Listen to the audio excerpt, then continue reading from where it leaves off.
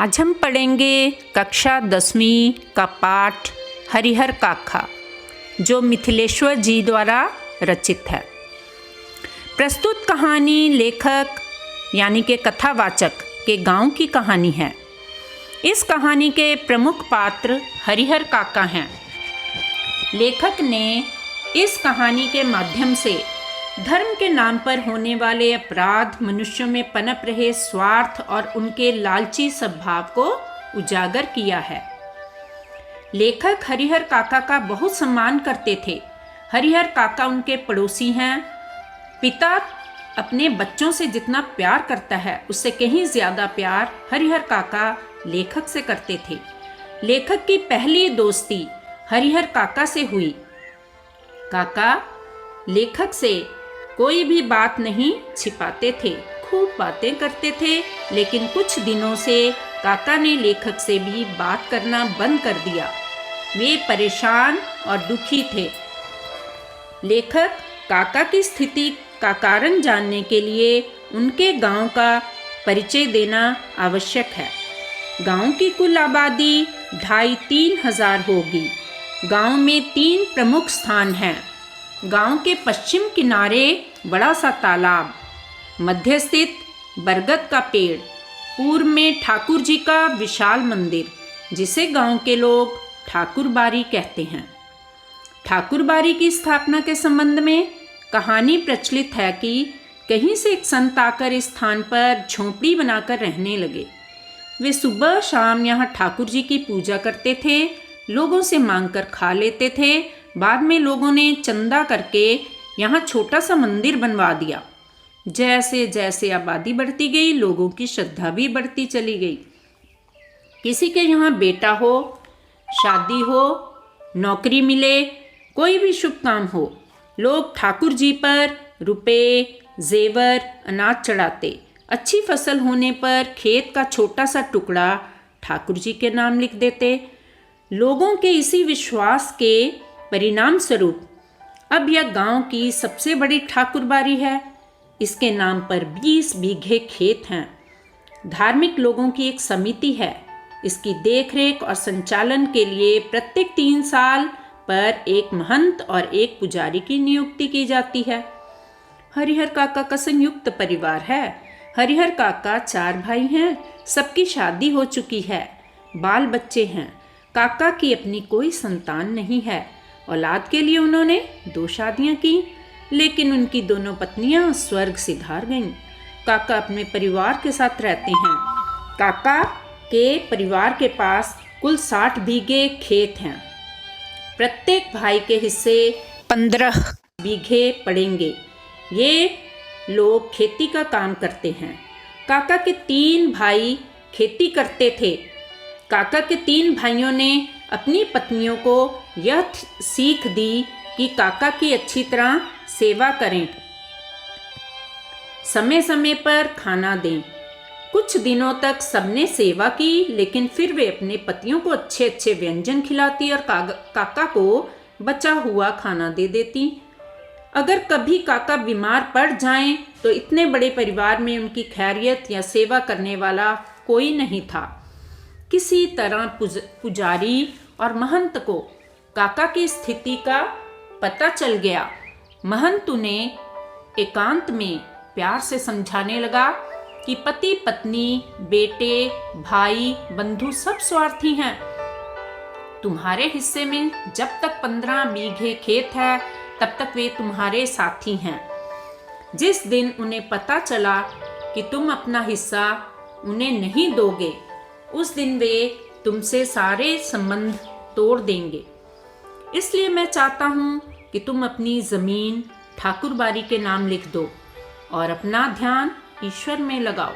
ऐसा करने से तुम स्वर्ग को जाओगे और मरने के बाद भी लोग तुम्हें याद करेंगे। अपने उद्देश्य को पूरा करने के लिए महंत ने हरिहर काका के रहने, खाने पीने की व्यवस्था ठाकुर बारी में ही कर दी। महंत ने उनकी सेवा के लिए 2 सेवकों का भी इंतजाम किया। इधर शाम को जब काका के भाई घर लौटे, तब उन्हें इस बात का पता चला। उन्होंने पत्नियों को खूब बुरा भला कहा और काका को वापस लाने ठाकुर बारी चल दिए। भाइयों ने काका से माफ़ी मांगी और समझा बुझाकर घर वापस ले आए। घर पहुंचते ही भाइयों की पत्नियों ने काका से माफ़ी मांगी। उस दिन से वे सब काका की सेवा में लग गई। काका जो भी मांगते चीज़ उनके सामने हाजिर हो जाती। गांव वाले भी हरिहर काका की घटना से अनजान नहीं थे। जितने मुंह उतनी बातें। गांव के लोग 2 भागों में बंट चुके थे। एक वर्ग के लोग चाहते थे कि काका अपनी जमीन ठाकुरबाड़ी के नाम लिख दें, तो दूसरा वर्ग जिनमें हरिहर काका जैसे आदमी और औरत पल रहे थे, इसके खिलाफ था। इधर हरिहर काका के भाई भी उनसे निवेदन करने लगे कि वे अपनी जमीन उनके नाम लिख दें। इस विषय पर काका ने मुझसे यानी कि लेखक से अकेले में बहुत देर तक बात की। आखिर में हमने निर्णय लिया कि जीते जी जमीन किसी के नाम नहीं करेंगे, चाहे वह अपना भाई हो या महंत, क्योंकि गांव में उनके अनेक लोग ऐसे थे जिन्होंने जीते जी अपनी जायदाद अपने बेटे या भाई के नाम लिख दी और अब उनकी हालत कुत्ते जैसी हो गई थी। अनपढ़ होते हुए भी काका ने परिस्थितियों को समझते हुए निर्णय लिया कि वे जीते जी अपनी ज़मीन किसी के नाम नहीं करेंगे। अपने भाइयों को भी समझा दिया कि मेरे मरने के बाद अपने आप ज़मीन तुम्हारी हो जाएगी, लिखवाने की क्या ज़रूरत। महंत ने काका की ज़मीन हथियाने के लिए ठाकुरबाड़ी के लोगों के साथ मिलकर काका के घर हमला कर उनका अपहरण कर लिया। एक और महंत कुछ सादे और लिखे हुए कागजों पर काका के अंगूठे के निशान जबरदस्ती लेने की कोशिश कर रहा था। दूसरी ओर काका के भाई उन्हें ढूंढते हुए पुलिस जीप के साथ सुबह ठाकुरबाड़ी पहुंच गए। पुलिस ने ठाकुरबाड़ी के चारों तरफ से घेर लिया और तलाशी लेने लगे। बहुत देर तक खोजबीन करने के बाद उन्हें एक बंद कमरे में काका बहुत बुरी दशा में मिले। उनके हाथ पांव बंधे हुए थे, मुंह में कपड़ा बांध दिया गया था। काका ने पुलिस को महंत और ठाकुरबाड़ी के बारे लोगों को सारी सच्चाई बताई। फिर कैसे उन लोगों ने जबरन कागज पर उनके अंगूठों के निशान लिए आदि। काका फिर अपने भाइयों के साथ रहने लगे। इस घटना के बाद काका के भाइयों ने भी उन पर दबाव डालना शुरू कर दिया कि ज़मीन उनके नाम कर दी जाए। काका के मना करने पर भी भाइयों ने भी महंत का रूप धारण कर लिया। उन्होंने हथियार लिए और काका को धमकाया कि कागज़ों पर अंगूठे के निशान लगा दे, अन्यथा वे उसे मार डालेंगे और किसी को कुछ भी पता नहीं चलेगा। लेकिन अब काका डरने वालों में से नहीं थे। उन्होंने सोच लिया कि भाई उन्हें मार दें तो ही ठीक होगा, लेकिन अपनी ज़मीन जीते जी किसी के नाम नहीं लिखेंगे।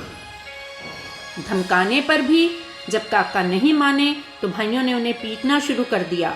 काका अपने बचाव के लिए ज़ोर ज़ोर से चिल्लाने लगे। भाइयों ने फौरन उनके मुंह पर कपड़ा बांध दिया, लेकिन तब तक पड़ोस और गांव के लोग उनकी आवाज़ सुन चुके थे। महंत तुरंत पुलिस के साथ उनके घर आ गए। पुलिस के आते ही भाई और भतीजे भाग खड़े हुए। पुलिस ने काका को बहुत बुरी दशा में पाया। अगर पुलिस ना पहुंचती तो शायद वे काका को जान से मार डालते। इस घटना के बाद काका अपने परिवार से एकदम अलग रहने लगे। उनकी सुरक्षा में राइफलधारी पुलिस के 4 जवान तैनात कर दिए गए। हरिहर काका अपनी जिंदगी के बचे हुए दिन काट रहे हैं। उन्होंने एक नौकर रख लिया है, वही उन्हें बनाता और खिलाता है। काका ने मौन धारण कर लिया। गांव में अब भी उनके बारे में चर्चाएं होती रहती हैं। इस कहानी को पढ़कर ऐसा लगता है कि समाज में जितने भी रिश्ते हैं वे स्वार्थ पर आधारित हैं। महंत ने हरिहर काका की आप भगत इसलिए की क्योंकि वह उनकी ज़मीन हड़पना चाहता था।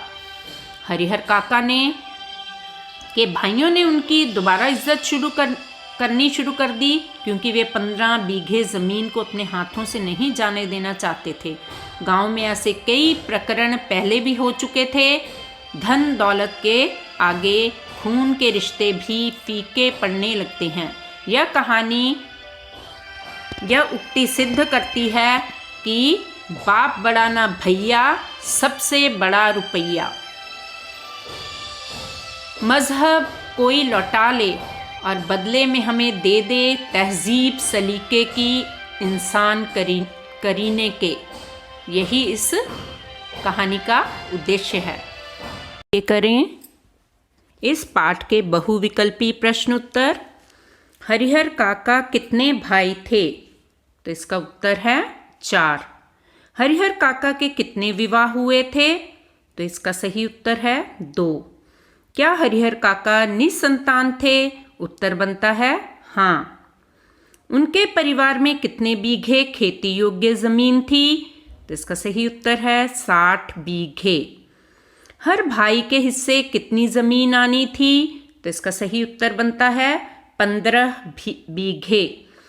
हरिहर काका और लेखक के बीच क्या संबंध थे? वे पड़ोसी थे, सुख दुख के साथी थे, उनमें आत्मीयता थी, उपरोक्त सभी, यही उसका सही उत्तर बनता है। हरिहर काका लेखक से प्रेम क्यों करते थे? क्योंकि वे निसंतान थे। ठाकुर बाड़ी क्या है? तो इसका सही उत्तर है मंदिर। हरिहर काका का परिवार से मोह भंग क्यों हुआ? बच्चे पूछते न थे, बहुएं पूछती न थी, भाभियां पूछती न थी, तो इसका सही उत्तर है उपरोक्त सभी। हरिहर काका के परिवार में किन से प्यार था? हरिहर काका के परिवार को उनकी जमीन जायदाद से प्यार था, यही इसका उत्तर है। महंत क्या करता था? उनकी आप भगत करता था, उनसे चिकनी चुपड़ी बातें करता था, उनको जमीन ठाकुर बाड़ी के नाम पर करने के लिए प्रेरित करता था, तो इसका सही उत्तर है उपरोक्त सभी। महंत कैसा व्यक्ति था? स्वार्थी, धन लौलुप में पड़ा हुआ, षड्यंत्रकारी, तो इसका सही उत्तर बनता है सभी सही हैं। महंत का वास्तविक कर्तव्य क्या होना चाहिए? तो इसका सही उत्तर है उपरोक्त सभी, क्योंकि काका को कर्तव्यों का बोध कराता, परिवार के बीच मध्यस्थ की भूमिका निभाता, समाज के सदस्यों के सुख दुख में उनकी मदद करता। ठाकुर बाड़ी के प्रति गांव वालों के मन में क्या है? तो इसका सही उत्तर है अपार श्रद्धा। ठाकुर बाड़ी के गांव के लोगों ने मंदिर कैसे बनवाया था? तो इसका सही उत्तर है पैसों से। गांव के लोग अपनी सफलता का श्रेय किसको देते हैं? तो इसका सही उत्तर है ठाकुर बाड़ी जी को। ठाकुर बाड़ी में लोग अपनी श्रद्धा कैसे व्यक्त करते हैं? रुपए देकर, जेवर देकर, अन्न देकर, उपरोक्त सभी, यही इसका उत्तर है। गांव वालों की अपार श्रद्धा से उनकी किस मनोवृत्ति का पता चलता है? धार्मिक प्रवृत्ति का। महंत और हरिहर काका के भाई एक ही श्रेणी के क्यों थे? दोनों दुर्व्यवहार करते थे, दोनों ने जमीन हथियाने का षड्यंत्र किया, तो ये दोनों ही सही हैं। महंत ने हरिहर काका की किस परिस्थिति का लाभ उठाया? तो इसका सही उत्तर है नाराजगी का। महंत ने हरिहर काका को किस आधार पर ब्लैकमेल किया? भावनात्मक आधार पर। कथावाचक और हरिहर काका के क्या संबंध हैं? दोनों एक ही गांव के निवासी हैं। हरिहर काका के जीवन के शेष बचे दिन कैसे काट रहे थे? तो इसका सही उत्तर है मौन रहकर। हरिहर काका के भाई ने कैसा सलूक किया? बहुत बुरा, धोखे के साथ संपत्ति हड़पने का, यही उसका सही उत्तर है। हरिहर काका ने 2 शादियां की, क्यों की? इसका सही उत्तर है औलाद पाने के लिए। हरिहर काका की संपत्ति के दावेदार कौन थे? महंत, हरिहर काका के भाई, तो इसका सही उत्तर बनता है दोनों। पहले दौर में महंत ने काका के साथ कैसा व्यवहार किया? उसने उनका सेवा सत्कार किया, यही इसका उत्तर है। हरिहर काका और कथावाचक आपस में कैसे बातें करते थे? तो इसका सही उत्तर है खुलकर। हरिहर काका के गांव में यदि मीडिया होती तो उसकी स्थिति कैसी होती? तो इसका सही उत्तर बनता है वास्तविकता का सबको पता चलता। इस कहानी में साधु संतों के किस रूप को दिखाया गया है? उनकी ठगी और बुरी प्रवृत्ति को। हरिहर काका की तुलना लेखक ने किसके साथ की है? जाल में फंसी चिड़िया के साथ हरिहर काका के कागजों पर अंगूठा कैसे लगवाया गया? तो इसका सही उत्तर बनता है जबरन धोखे से। ठाकुर बाड़ी में पूजा पाठ के अलावा और क्या होता था? तो इसका सही उत्तर बनता है धन संपत्ति धर्म के नाम पर लूटी जाती थी। महंत कैसा था? ठग और डाकू, यही इसका उत्तर है। महंत लोगों को कैसे फंसाते थे? धर्म का भय दिखाकर, धोखे से। दोनों सही हैं, यही उसका उत्तर बनता है। संपत्ति के लिए अपने भी पराये हो जाते हैं से क्या भाव है? संपत्ति के कारण लोग स्वार्थी और लालची हो जाते हैं, यही इसका सही उत्तर है। धन्यवाद।